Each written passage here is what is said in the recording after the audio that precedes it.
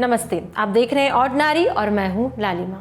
2 मई 2014 रेखा की शादी का दिन। घर पर हर कोई खुश था। रेखा के पिता, उसकी माँ और उसका भाई बहुत खुश थे। खुशी थी क्योंकि रेखा सुधीर के साथ नई जिंदगी शुरू करने जा रही थी। बेटी की विदाई का गम तो माँ और बाप को था ही, लेकिन खुशी की मात्रा उस विदाई के गम से ज़्यादा थी। शादी अच्छे से हुई, बेटी विदा हो गई, ससुराल पहुँच गई।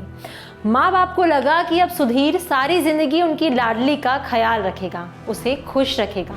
लेकिन शादी के बाद असल में रेखा के साथ क्या होने वाला था, उसके माँ बाप को इस बात का ज़रा भी अंदाज़ा ना था और ना ही खुद रेखा ये बात जानती थी कि आगे उसके साथ क्या होगा। हुआ वही जो इस देश की हज़ारों लाखों लड़कियों के साथ होता आया है और हो रहा है। दहेज जैसे घटिया कीड़े ने रेखा को भी निगल लिया। 4 मार्च 2019 के दिन रेखा मर गई, या यूं कहें कि उसे मार दिया गया, गला घोंटकर बेदर्दी से। आखिर रेखा के साथ क्या हुआ, ये जानने के लिए शुरू से शुरुआत करते हैं। बिहार में एक जिला है मुजफ्फरपुर। वहाँ साहेबगंज थाना क्षेत्र के अंदर एक गांव आता है धर्मपुर। रेखा इसी गांव में रहती थी अपने पिता टुन्ना गिरी, भाई अर्जुन गिरी और माँ के साथ। इंटर तक पढ़ाने के बाद रेखा के माँ बाप ने उसकी शादी का फैसला कर लिया। लड़का खोजना शुरू किया। कुछ दिन की खोज के बाद उन्हें 19 साल की अपनी बेटी के लिए एक लड़का मिल गया। नाम था सुधीर गिरी। सुधीर मुजफ्फरपुर के ओरई थाना क्षेत्र के तहत आने वाले गांव बेदौल में रहता था। परिवार में सुधीर के पिता शिव नारायण गिरी, माँ और एक बहन थी। बहन की शादी हो चुकी थी। सुधीर पटना में कंप्यूटर कोचिंग में पढ़ाता था। छुट्टी वाले दिन गांव में परिवार के ही साथ रहता। रेखा के परिवार को सुधीर जम गया। शादी पक्की हो गई। 2 मई 2014 के दिन दोनों की शादी हुई। शादी के वक्त रेखा के घर वालों ने दहेज में 2.5 लाख रुपए कैश और बाइक के लिए पैसे दिए। इसके अलावा शादी भी अपनी हैसियत के हिसाब से धूमधाम से कराई। कोशिश की कि लड़की की शादी में किसी तरह की कोई कमी ना आए, वो खुश रहे। शादी के बाद रेखा ससुराल चली गई। शुरुआत में सब ठीक रहा। रेखा ने आगे पढ़ाई करने का मन बनाया। ग्रेजुएशन का फॉर्म डाल दिया। वो इसलिए क्योंकि उसे लगा कि उसकी ज़िंदगी की नई शुरुआत हुई है तो सब अच्छा ही होगा। लेकिन कुछ ही समय बाद हालात बदलने लगे। रेखा को उसके ससुराल वालों ने दहेज के लिए ताना मारना शुरू कर दिया। हमने इस मामले में रेखा के भाई अर्जुन से बात की। अर्जुन ने हमें बताया कि सुधीर के परिवार ने 3 लाख रुपए कैश और 4 चक्का गाड़ी यानी 4 व्हीलर की मांग रखी। रेखा के मायके वालों के पास 2-3 बीघा जमीन थी। उसके ससुराल वाले चाहते थे कि वो लोग उस जमीन को बेचकर उनकी मांग पूरी करें। लेकिन जब ऐसा नहीं हुआ तो उन्होंने अपनी बहू को परेशान करना शुरू कर दिया। आए दिन रेखा को ताने मारने लगे। रेखा ने ये बात अपने घर पर बताई। दो घर वालों ने उसे समझाया, कहा कि किसी तरह एडजस्ट करने की कोशिश करे, टाइम के साथ सब ठीक हो जाएगा। इसी बीच रेखा माँ बनी। उसे एक बेटी हुई। बेटी होने के बाद भी कुछ ठीक नहीं हुआ। दहेज के लिए रेखा के ससुराल वाले उसे रोज पीटते। अर्जुन ने हमें बताया कि रेखा का सिर भी फूट गया था। उसका इलाज भी ठीक से नहीं हुआ था। वो जनवरी 2019 में जब अपने मायके गई तब उसका इलाज उसके माँ बाप ने कराया। फिर 15 फरवरी को वापस वो ससुराल चली गई। रेखा घर का काम भी करती थी और ट्यूशन भी पढ़ाती थी।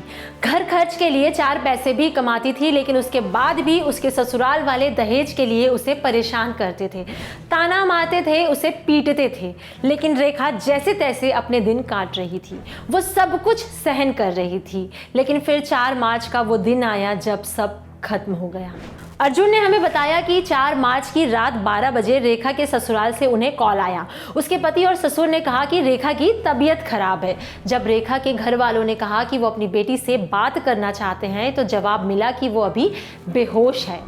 आगे अर्जुन ने हमें बताया, हमने कई बार कहा कि रेखा से बात कराओ, कोई ना कोई बहाना मारते रहे। रात 12 बजे से लेकर सुबह 4 बजे तक हमें फ़ोन पर गोला देते रहे। फिर मेरे पापा टुन्ना गिरी 1-2 लोगों के साथ बैदोल गांव के लिए निकल पड़े। वो 6:30 बजे करीब सुबह वहां पहुंचे। देखा कि रेखा मर चुकी है। हमने जब उसका शव मांगा तो शव देने से भी उन्होंने मना कर दिया। फिर हमने जबरन रेखा का शव अपनी गाड़ी में डाल दिया। उस वक्त रेखा के पति और ससुर ने कहा कि हम उन्हें शव वापस दे दें, बदले में वो हमें 15 लाख रुपए कैश देंगे। हमें पैसे देने की कोशिश की, हमने पैसे नहीं लिए।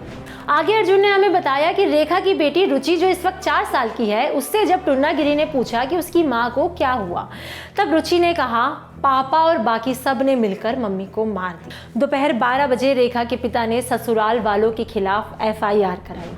केस की अपडेट जानने के लिए हमने पुलिस को कॉल किया। SSP मुजफ्फरपुर ने हमें बताया कि केस में 3 लोग आरोपी हैं, रेखा के सास ससुर और पति। उन्होंने बताया कि रेखा के ससुर शिव नारायण की गिरफ्तारी हो गई है, वहीं उसकी सास और पति इस वक्त फरार हैं, उन्हें खोजा जा रहा है।